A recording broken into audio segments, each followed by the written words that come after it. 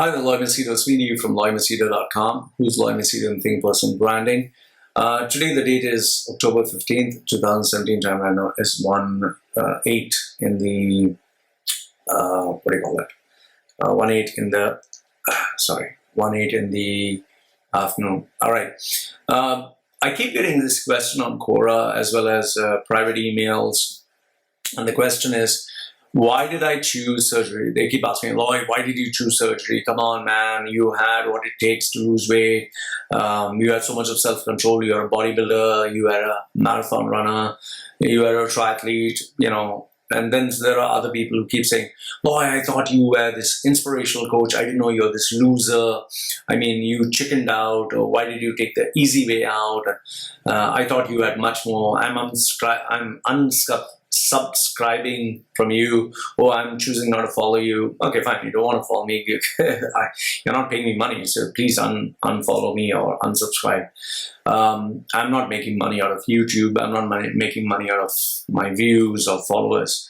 My clients are different. So, but if you're really interested, why did I opt for the surgery? I'll give you my 10 reasons why I opted for the surgery. So, first and foremost, let me give you a disclaimer. I'm no expert.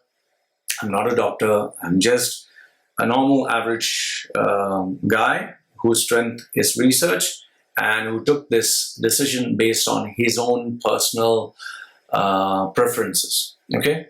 So the surgery is not for everyone. The surgery doesn't mean you will lose weight. There are people who, after they opted for surgery, they gain back all the weight that they lost. 85% actually gain back all the weight that they lost. Many people regret having the surgery, so it's not for everyone. And mind you, it's not cheap, and it is a very painful transition. So let me just give you a disclaimer. So having said that, let me give you my 10 reasons. These may not be the right reasons. Food. You know, this is the problem. Even if you eat little, it just takes time to adjust. So these are my reasons. So you choose. Please don't cherry pick, but just understand I'm just sharing with you my reasons why I opted for the surgery. The first reason why I opted for the surgery is because I'm very aware of how my body is. I'm very aware of the changes in my body. So I used to stay in Dubai, UAE. I used to keep doing exercises every time. So after I moved to Thailand and I'm staying in a forest, and I married a Thai wife, my priority and focus was no longer keeping fit, showing my slim figure or being fit. It just changed completely. So because of this, I noticed the changes in my body. I started putting on more weight. My waistline increased tremendously. I put on more than, I think, 40 kgs excess weight in the last 2 years. So given that was happening, I was very much aware of the fact that that my parents, they are both diabetic, they are both having blood pressure, they are both having cholesterol problems. So they had it. My grandparents had it. They had blood pressure, cholesterol, and sugar, diabetes. So given that this gene is in our family tree, everyone has diabetes, everyone has sugar, everyone has cholesterol. Obviously, I would also be next in line. So you can't beat that. You can't fight that. It's going to come to you even if you're super healthy. I know of people who are athletes, who are super fit, and they still end up being diabetic or they end up with something or another. So it's just what it is. The history is there. So that is number one. Number two is age. Now, when I was in my 20s, I could go to the gym and just, seriously, I'm not joking, go to the gym, put 100 kgs squat on my back, and start squatting as a warm-up. That was just my warm-up. Today, if I just get up in the morning and without stretching, if I just squat, sit and stand, my joints ache tremendously because of years of wear and tear. So age is another factor that you need to keep in mind. I'm in my 40s. Okay, 40s is not that old, but my body doesn't respond the way it was when it was in your 20s. Like when you're a small kid, you can just run it. You can just get up and start running, fall down, and come back home, and you'd still feel fresh. If you fall down, you heal quickly. Your bones are very soft, but as you get older, it's not the same. So first one was the history of diabetes, blood pressure in my family. Second one was age. The third one is metabolism. Now, my metabolism has slowed down like crazy. I mean, the fat burning capacity, that is what I'm talking about. Once upon a time, and this is not even joking, when I was like 20, 21, I used to go out with my friends to KFC, and we used to eat all you can eat KFC. I'm not exaggerating. I individually ate around 76 pieces of chicken, like 76, until the manager requested me, please leave, you know. All of us guys used to eat like mad. We were bodybuilders and we prided eating more. I remember going to Indian thali where you can have a buffet. They give you a steel plate, which is called a thali. You can have unlimited amounts of small chapatis, which is like made of flour.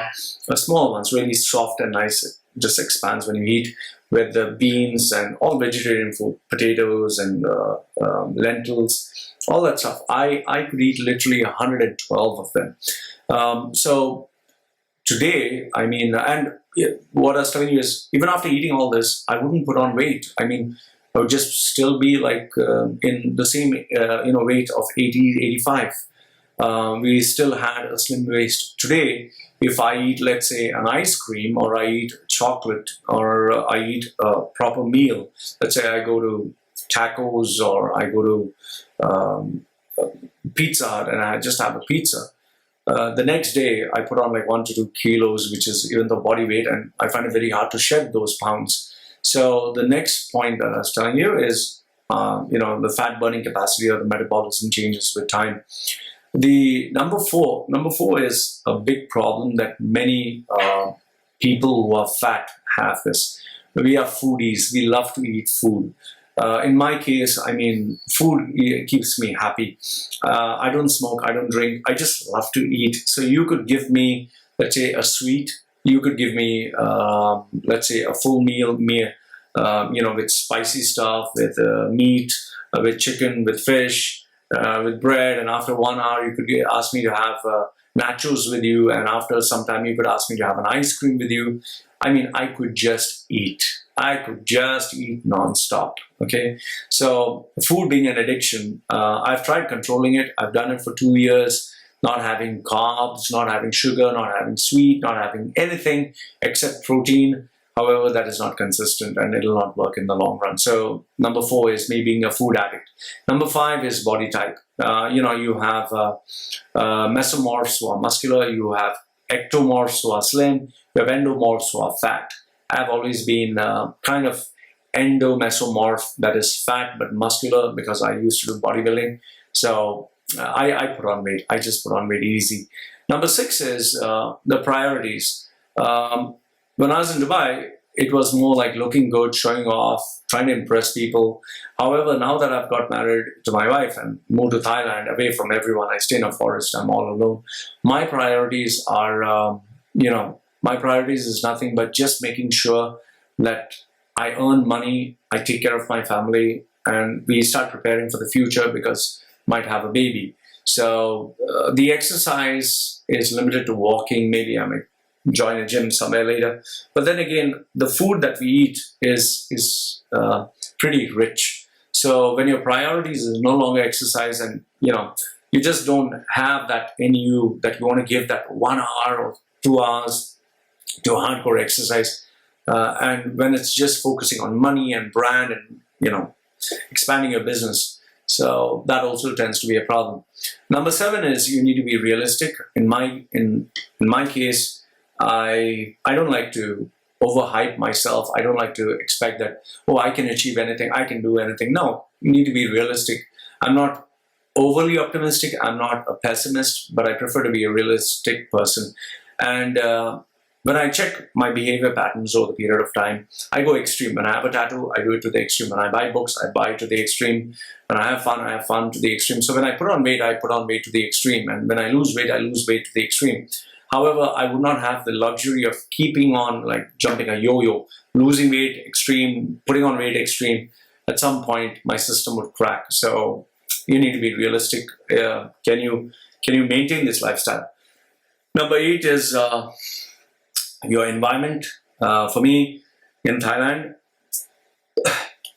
given that I stay in Koh Samui, here all the food that there is laced with sugar, which is processed, they have sugar, they have spice, it's addictive. So the environment doesn't actually support me to have just salads.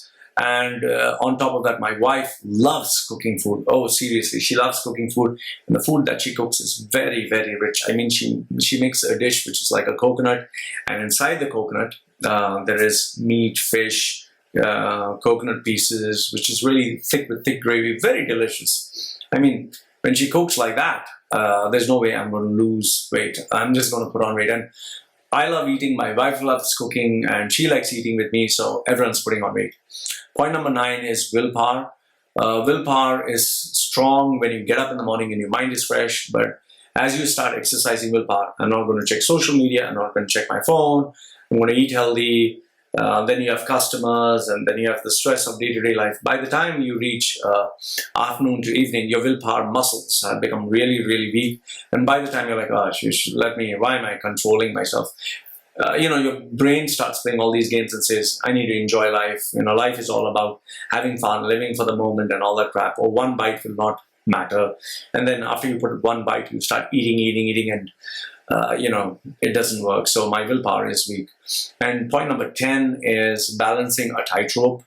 You can be lucky for as long as you're lucky, walking the tightrope, trying to maintain your balance. But at some point, as you're walking the tightrope, you will fall. And in my case, given the fact that I've fallen from the tightrope many a times, I knew for a fact that I was going to end up being diabetic and end up with blood pressure, diabetes, and cholesterol was pretty high. So given these 10 points, the history of diabetes, blood pressure, and cholesterol in my family, my age that was catching on, my metabolism or my fat burning capacity, which is reduced, my food addiction, which is very high, my priorities, which is working, being realistic about myself and life. Point number 8 is, the environment not supporting me, everyone's eating, and my wife loves cooking and eating. Point number 9 is the willpower being weak, and finally, the tightrope, problem that I have. That is why I decided to go into getting this bariatric surgery. So it's all these host of problems that led me to decide to go for the surgery. And mind you, let me tell you, the surgery is not easy. It is a very expensive process. The healing and getting adjusted is really long. It is painful. If you eat something wrong, you will suffer like crazy. And it changes your moods, it changes your psychology, it changes your mental thinking, it affects your creativity, everything. So I just want you to know it was not an easy way out. And yes, I am shrinking. My muscles are just going, disappearing. I look pretty frail. And very soon I think I'll look very old. But then I would rather be healthy and old than be muscular, big, and, sick. So, Lloyd from Machedo.com, who's Lloyd Machedo and Think Personal Branding. Just sharing with you why I opted for surgery. But let me give you a disclaimer. This is my life. It's what I've done. This is not the right decision for everyone. So please think 100 times before you decide to go for surgery, and please consult with professionals. If you have any questions, any comments, anything that you just want to ask, feel free. Whenever I can, I'll respond to you. So this is Lloyd from Machedo.com. This is Lloyd Machedo and Think Personal Branding. Saying goodbye for now. Take care.